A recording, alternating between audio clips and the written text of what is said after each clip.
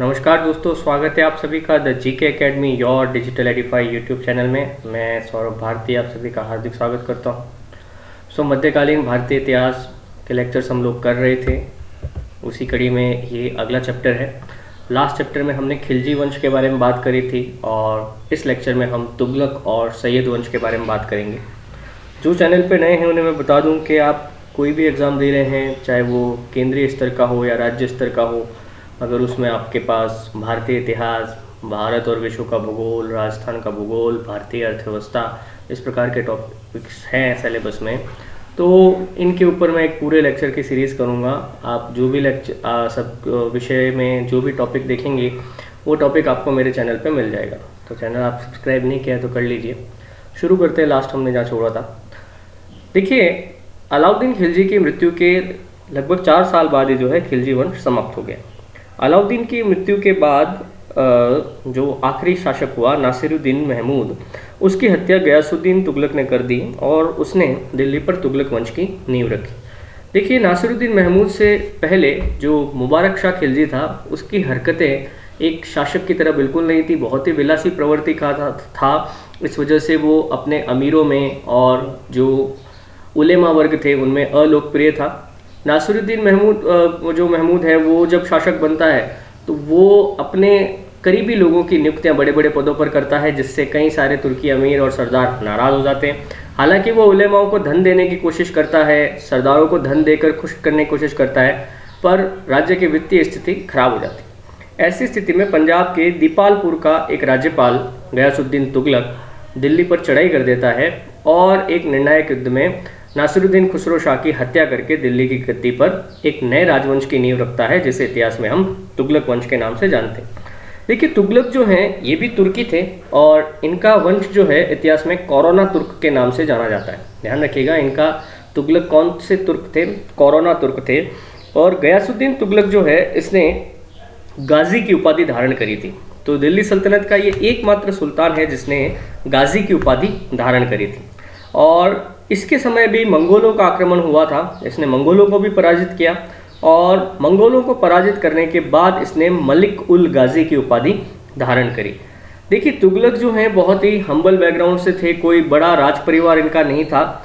तो गयासुद्दीन तुगलक के जो पिता है वो बलबन के एक दास हुआ करते थे और अलाउद्दीन के समय गयासुद्दीन ने अपने क्षमता से, अपनी योग्यता से वृद्धि करी और सैन्य अभियानों में सफलता के कारण गयासुद्दीन को जो है दीपालपुर का राज्यपाल बना दिया गया।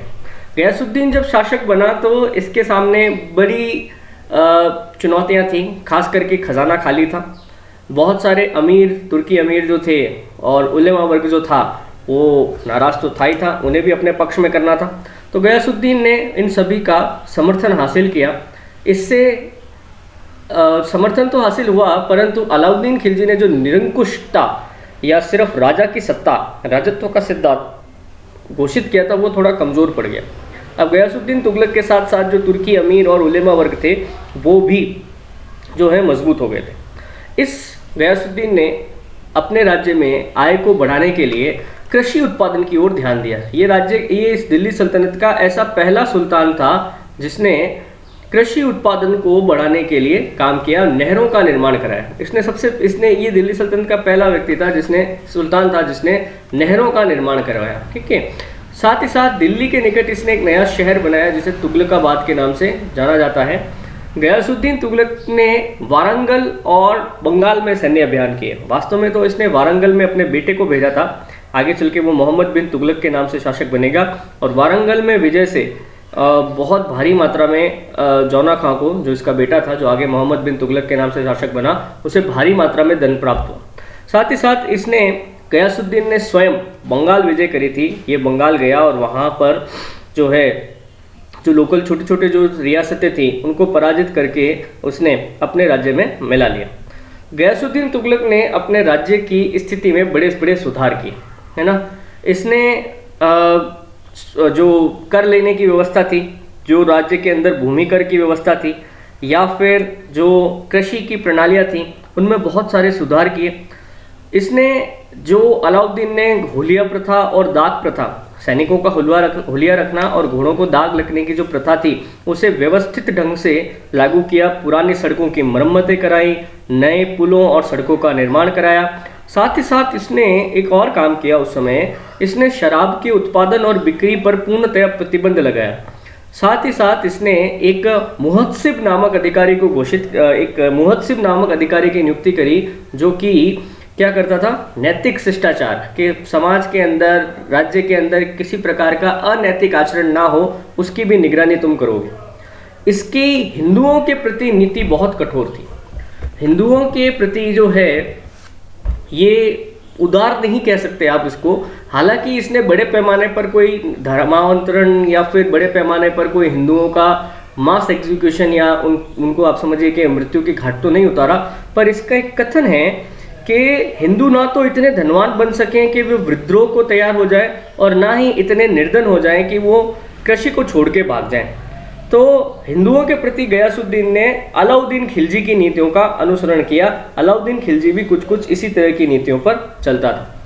देखिए, ये इसकी मृत्यु और उस समय के एक बड़े प्रसिद्ध सूफी संत निज़ामुद्दीन औलिया का एक बड़ा किस्सा जुड़ा हुआ है। ये निज़ामुद्दीन औलिया जो हैं ये नासिरुद्दीन महमूद के बड़े क्लोज थे। नासिरुद्दीन महमूद, अभी अपन ने जो बात करी थी ना, खिलजी वंश का अंतिम शासक, नासिरुद्दीन महमूद ने निज़ामुद्दीन औलिया को खूब दान दिया। इस वजह से भी गयासुद्दीन तुगलक थोड़ा इनसे चिढ़ता था। तो जब गयासुद्दीन बंगाल के अभियान पर था तो उसने किन्हीं मुद्दों को लेकर गयासुद्दीन की आलोचना कर दी। उन्होंने कहा गयासुद्दीन को शासन करना नहीं आता।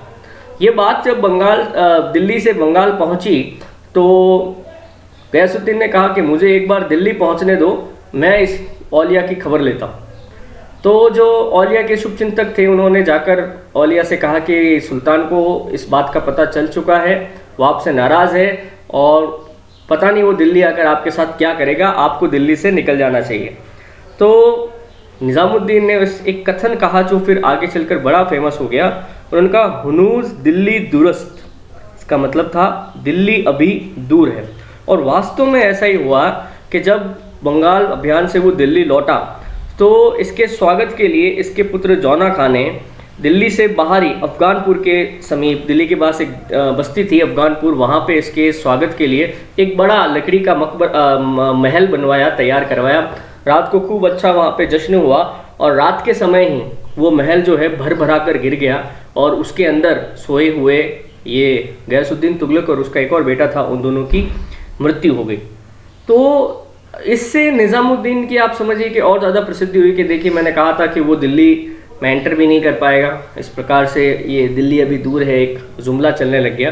तो देखिए, इस प्रकार से गयासुद्दीन तुगलक की मृत्यु हुई।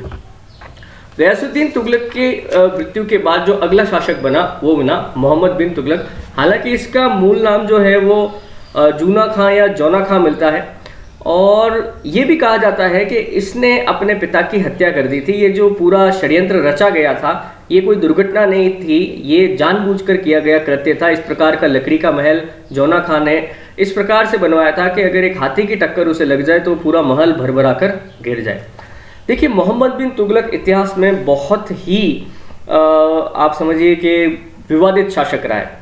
कई सारे इतिहासकारों ने कहा है कि ये बहुत ही बेवकूफ़ और पागलपन वाला शासक था, जबकि कई इतिहासकार कहते हैं कि यह व्यक्ति और इसके द्वारा किए गए जो निर्णय थे वो अपने समय से बहुत आगे थे। चलिए, जो भी बातें थी हम उसकी बातें हम बाद में पता करेंगे वो तो क्या है, बट पहले हम इसका जीवन काल या इसका शासन काल जो है वो किस प्रकार से हुआ वो चेक करते हैं।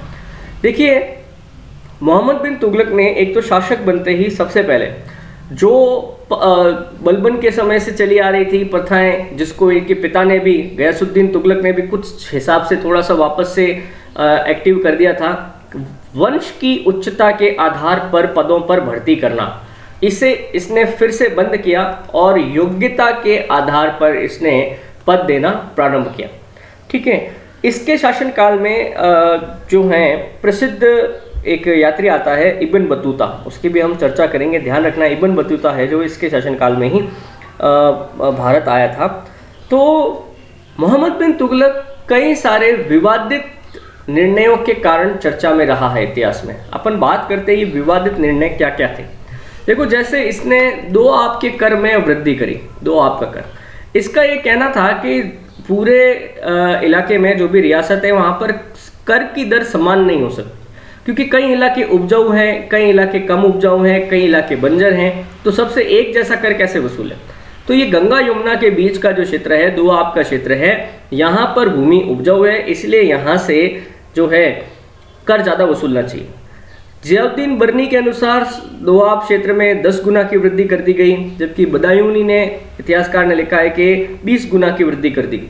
अब जो भी बात है, वृद्धि तो कर दी गई, परंतु हुआ कुछ ऐसा कि जिस समय वृद्धि की गई उसके कुछ वर्षों बाद ही यहाँ पर भयंकर अकाल पड़ा, लगातार अकाल बढ़ा। उसके बाद भी मोहम्मद बिन तुगलक जो है वो लगातार यहाँ से जबरदस्ती कर वसूलता गया, इस वजह से ये जनता में अप्रसिद्ध हो गया, या आप समझिए कि जनता ने इसको नकार दिया। फिर देखिए राजधानी परिवर्तन, ये तो एक बड़ा ही नाटकीय मुद्दा है, इसमें आप थोड़ा बहुत और मैं डिटेल में बताऊं आपको। एक्चुअली क्या, अगर आप दिल्ली की पोजीशन देखें, दिल्ली से जो काबुल है वो 1000 किलोमीटर की दूरी पर, ठीक है, दिल्ली से काबुल। इसका मतलब है कि आप देखिए बीच में ऑलमोस्ट 500-550 किलोमीटर में आप वर्तमान पाकिस्तान में एंटर कर जाएंगे, और जितने भी मंगोल आक्रमण हो रहे थे या विदेशी आक्रमण हो रहे थे वो सब पंजाब की तरफ से हो रहे थे, तो दिल्ली बड़ी असुरक्षित थी। साथ ही साथ अब जो है मोहम्मद बिन तुगलक के समय दिल्ली सल्तनत का राज्य उड़ीसा और वारंगल यानी कि पूर्वी तटों तक फैल गया था, तो दिल्ली से ये दक्षिण भारत जो है बहुत दूर पड़ता था। तो अब इनको ऐसी जगह चाहिए थी जो जहाँ वो सुरक्षित भी हो बाहरी हमलावरों से, और भारत के जो बाकी हिस्से हैं वहाँ से पास भी पड़े। इस वजह से इसने अपनी राजधानी दिल्ली से बदलकर दक्षिण के अंदर देवगिरी कर दी। देवगिरी का नाम भी बदल दिया दौलताबाद, और दिल्ली से अपना पूरा के पूरा दरबार प्लस दिल्ली की पूरी जनता, उनको लेके ये दौलताबाद चला गया। 2 महीने बाद उसका मन नहीं लगा कि वापस दौलताबाद आ गया, दिल्ली आ गया। तो ये बड़ी अजीब बात थी। कई इतिहासकारों ने लिखा है कि इसके पीछे कारण कुछ दूसरा था। सुल्तान के रोज के ऐसे सनकी बड़े जो निर्णय होते थे, सनकी बड़े आदेश होते थे, उनसे जनता इतनी त्रस्त हो गई थी कि जनता पत्र लिखती थी और उन पत्रों में सुल्तान को गालियां लिखी जाती थी, और वो जो हैं वो दरबार में डाल दिए देते थे। सुल्तान इन पत्रों को पढ़कर इतना गुस्सा हुआ दिल्ली की जनता पर कि उसने कह दिया कि मैं पूरी दिल्ली को निर्जन कर दूंगा, दिल्ली का एक एक बंदा मैं दिल्ली से निकाल दूंगा। इन्होंने समझा क्या है मुझे। साथ ही साथ इन्होंने, आप कहते हैं कि लंगड़े व्यक्ति को भी जो है दिल्ली से घसीट कर दौलताबाद ले जाया गया। अब जो भी बात थी, हो सकता है कि अगर मैं पहले जो भी मैंने घटना बताई कि दिल्ली क्योंकि असुरक्षित थी इस वजह से इन्होंने राजधानी का परिवर्तन किया, तो सिर्फ दरबार बदलना था, जनता को दिल्ली से दौलताबाद ले जाने का कोई सेंस नहीं था। बट फिर भी ये भी जो इनका कहते हैं ना, ये जो गिमिक था, ये प्लान था, ये असफल हो गया। फिर देखिए एक और बड़ा सांकेतिक मुद्रा का प्रचलन। देखो ये तो हम आज भी करते हैं, उस समय क्या था, जैसे सोना और चांदी जो हैं ये महत्व की वस्तुएं हैं, तो इनको अपन संभाल के रखते हैं, जबकि कागज़ की मुद्रा का हम प्रयोग करते हैं। इसने भी यही कहा कि ये सोने चांदी का तो सारा के सारा भंडारण राज्य के पास होना चाहिए, आपको व्यापारी करना है तो टोकन मनी के रूप में करो। तो इसने तांबे और कांसे के सिक्के चलाने शुरू करें। तो ऐसी स्थिति में क्या हुआ, इसने कहा कि भाई जिसके पास भी सोने चांदी के सिक्के हैं वो राज्य के पास से कांसे और तांबे के सिक्के ले जाए। हुआ ऐसा कि तांबा और कांसा बहुत ही आसानी से उपलब्ध होने वाली धातु थी, घर घर में लोगों ने टकसालें खोल दी, और भारी मात्रा में जो है जिसको आप कहें कि नकली सिक्के जो हैं वो बाजार में आ गए। तो ऐसी स्थिति में दिल्ली से बाहर के व्यापारियों ने दिल्ली की इस मुद्रा को लेने से इनकार ही कर दिया। इसको जब ये पता चला तो फिर इसने वापस से सारे सिक्के अपने राजकोष के जो भी सोने चांदी के सिक्के थे उनसे बदले। ऐसी स्थिति में राजकोष पूरी तरह से खाली हो गया। फिर एक देखिए इसने क्या किया, खुरासान और कारचिल अभियान। ये खुरासान जो है ये उस तरह मध्य एशिया के अंदर था। तो सुल्तान का खुरासान अभियान जो है ये तर्माशरीन और मिस्र के सुल्तान के साथ इनकी मैत्री थी। तर्माशरीन जो है मध्य एशिया में है, और इनकी जो त्रिमैत्री का संगठन था, इन्होंने ये डिसाइड किया कि खुरासान का जो सुल्तान है अबू सैयद, उसको हराना चाहिए, और इसके लिए बड़ी तैयारी की गई। बर्नी जो है इतिहासकार जियाउद्दीन बर्नी, उन्होंने लिखा है कि इस अभियान के लिए एक बड़ी सेना का गठन किया गया, और सैनिकों को पूरे 1 वर्ष का वेतन दे दिया गया। कालांतर में मध्य एशिया की राजधानी में परिवर्तन आया और ये अभियान कभी हो ही नहीं पाया। तो इस प्रकार से सैनिकों को 1 साल का पहले ही वेतन दे देना एक बहुत बड़ी मूर्खता ही कही जा सकती। तो ये खुरासान अभियान और इसी की तरह जो कारचिल अभियान था वो भी भेजा तो गया था, परंतु वहाँ पर कारचिल के अंदर ठंड शुरू हो गई थी। ये चीनी साम्राज्य जो है, भारत और चीन के बीच का जो हिस्सा था, वहाँ पर ये भेजा गया था अभियान, परंतु इतनी भयंकर ठंड थी कि जितने सैनिक गए थे उनमें से अधिकांश की मृत्यु हो गई। तो ये इस प्रकार की सनक भरे इसके जो फैसले थे, इसके कारण ये बड़ा विवादित रहा है। देखिए, मोहम्मद बिन तुगलक ने जो है, ऐसी बात नहीं है कि और कुछ काम नहीं किए, इसने आप समझिए कि विश्व के जो अन्य जगहों पर जो मुस्लिम शासक थे उनसे मैत्री स्थापित करी।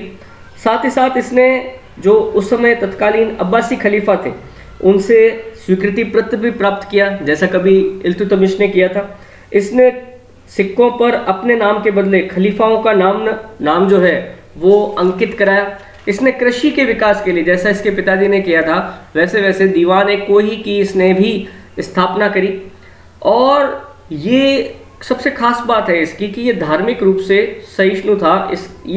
इसके बारे में लिखता है बर्नी कि ये हिंदुओं के त्यौहार जैसे कि होली उसमें भी पार्ट लेता था, जो कि बहुत बड़ी बात थी। तो इस प्रकार से ये अपने पिता और जो पुराने दिल्ली के शासक हुए जो धार्मिक रूप से असहिष्णु थे उनके विपरीत था। इसके शासनकाल में आप देखिए इब्न बतूता जो कि मोरक्को से आया था, वो आता है दिल्ली में आकर ये मोहम्मद बिन तुगलक से मिलता है।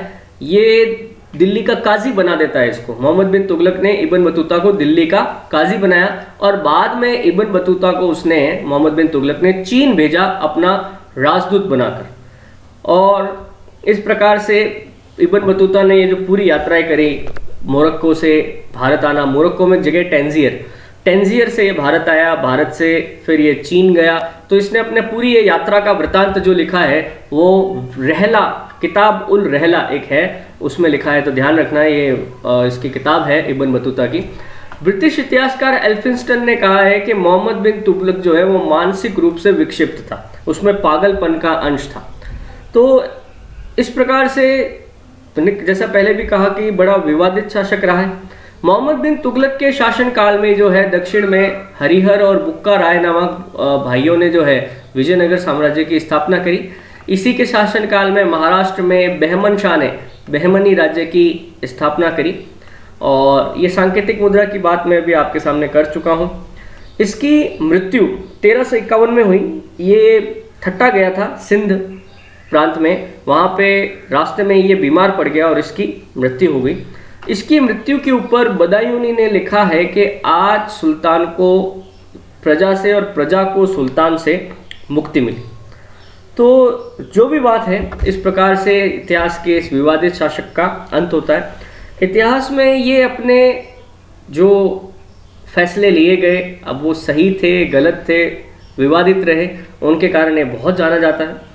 पर इसने जो बिना सोचे समझे जो फरमान जारी किए, तो उन्हें आज भी अगर बिना सोचे समझे हम कोई काम कर देते, कोई आदेश आ जाता है बिना सोचे समझे, तो हम कहते हैं तुगलकी फरमान आ गया।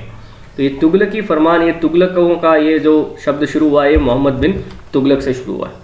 फिर देखिए जो अगला शासक बनता है वो बना फिरोज शाह तुगलक। देखिए फिरोज शाह तुगलक जो है मोहम्मद बिन तुगलक का चचेरा भाई था। इसकी माता जो है एक राजपूत सरदार की पुत्री से हुआ था। इसकी माता जो है एक राजपूत सरदार की पुत्री थी। और बर्नी के अनुसार मोहम्मद बिन तुगलक ने ही फिरोज को अपना उत्तराधिकारी नियुक्त किया था। तो फिरोज तुगलक जैसे ही शासक बनता है, उसका सारा के सारा ध्यान जो है राज्य की अर्थव्यवस्था को सुदृढ़ करने में चला जाता है, क्योंकि मोहम्मद बिन तुगलक के जो काम थे उस वजह से जो है वो बहुत ही ज़्यादा राज्य का खजाना खाली हो गया था।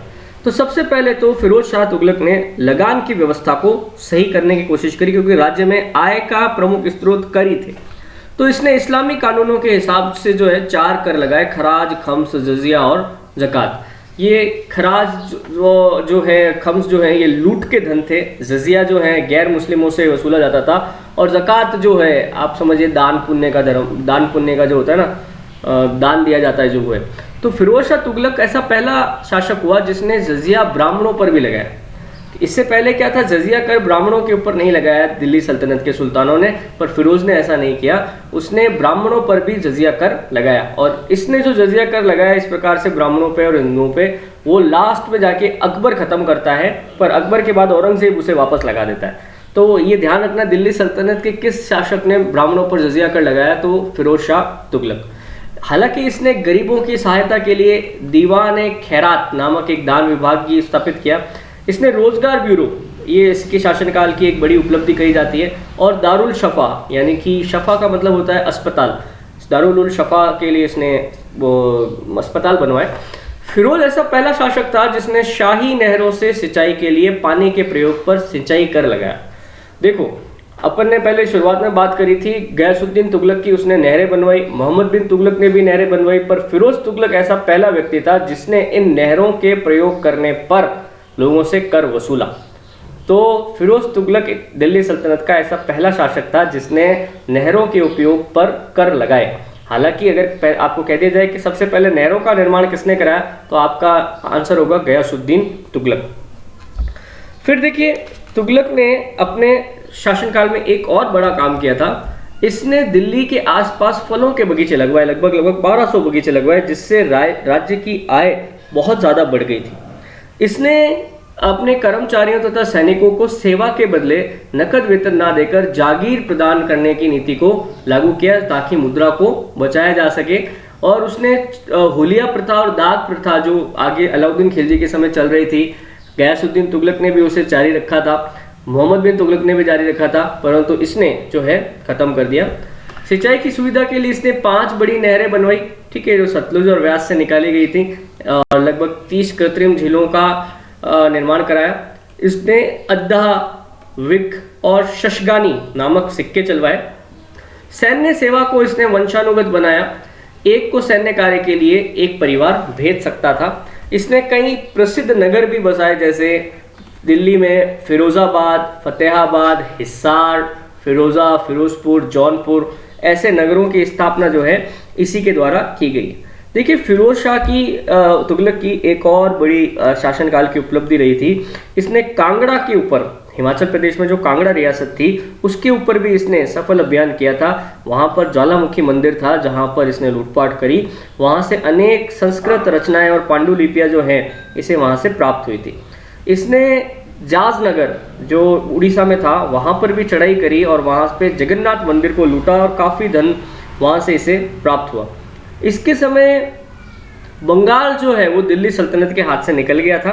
हालांकि इसने बंगाल पर अभियान भी किए, परंतु ये असफल रहा। ये दिल्ली सल्तनत का वो शासक है जिसने अपनी आत्मकथा लिखी है। इसने अपनी आत्मकथा फतुआत फिरोज शाही के नाम से लिखी है। फिरोज ने बर्नी तथा अफीक, जियाउद्दीन बर्नी और अफीक जैसे शासकों को संरक्षण दिया। बर्नी ने फतवाए जहानदारी और तारीख फिरोज शाही, बड़े फेमस हैं, इसकी संरचना करी। ये यार एक ये जरूर याद रखना, फिरोज तुगलक ने मेरठ तथा टोपरा से अशोक स्तंभ दिल्ली मंगाकर फिरोज शाह कोटला में स्थापित करवाया।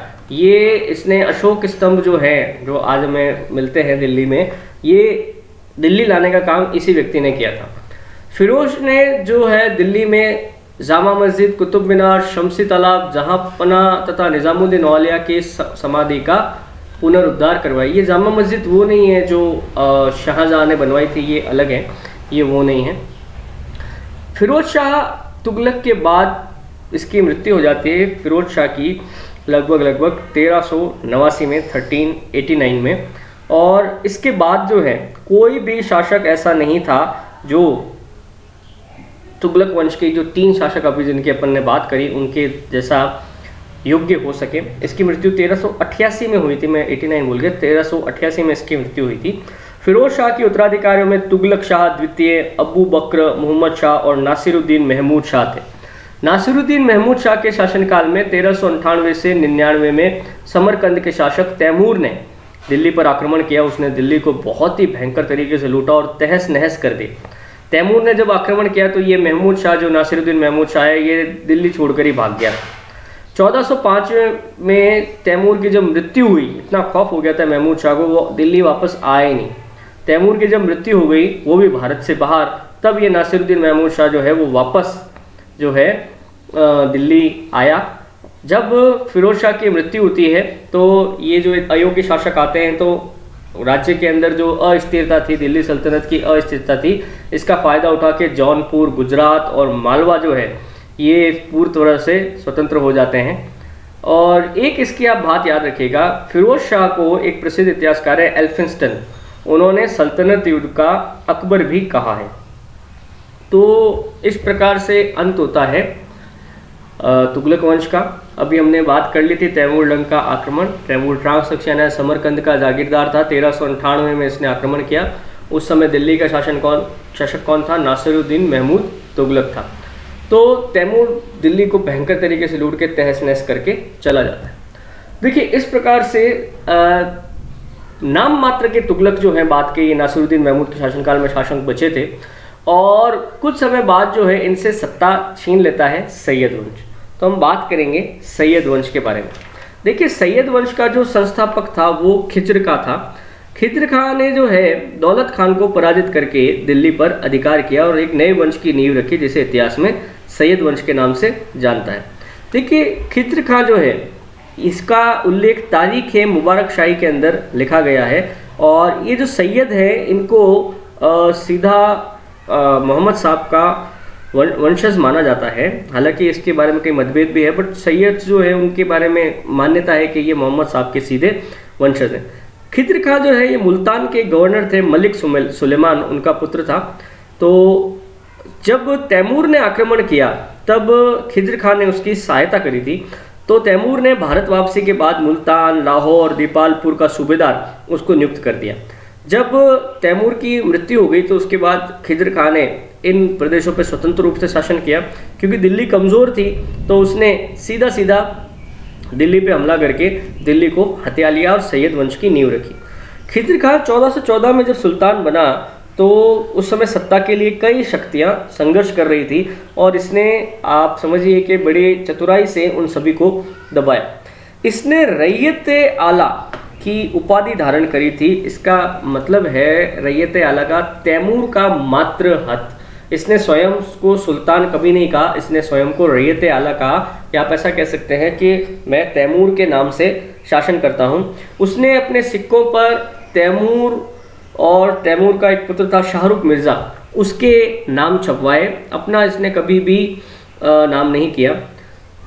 इसकी मृत्यु 1421 में हो गई थी। उसके बाद जो है मुबारक शाह जो है वो नया शासक बना। इसने शाह की उपाधि धारण करी। मुबारक शाह ने स्वतंत्र रूप से अपना खुतबा पढ़वाया, सिक्के जारी किए और यमुना के किनारे मुबारकाबाद नामक नगर की स्थापना की। इसने याहिया अहमद सर हिंदी, ये ध्यान रखना इसको, इसकी क्या किताब बड़ी फेमस है, ये तारीख है मुबारक शाही। इसके रचनाकार कौन थे? याहिया अहमद सर हिंदी। तो मुबारक शाह का इसमें वर्णन है, ये इसी ने लिखा है। 1434 में इसकी मृत्यु के बाद मोहम्मद शाह शासक बना और इसके समय में एक और अफगान अमीर जो है उसने अपनी शक्ति में वृद्धि करी, वो था बहलोल खान लोदी। देखिए, मोहम्मद शाह की मृत्यु के बाद अलाउद्दीन आलम शाह, जो कि एक विलासी प्रवृत्ति का शासक था, वो गद्दी पर बैठता है। और ये बिल्कुल ही आप समझिए निकृष्ट था, राज्य के प्रति उदासीन था।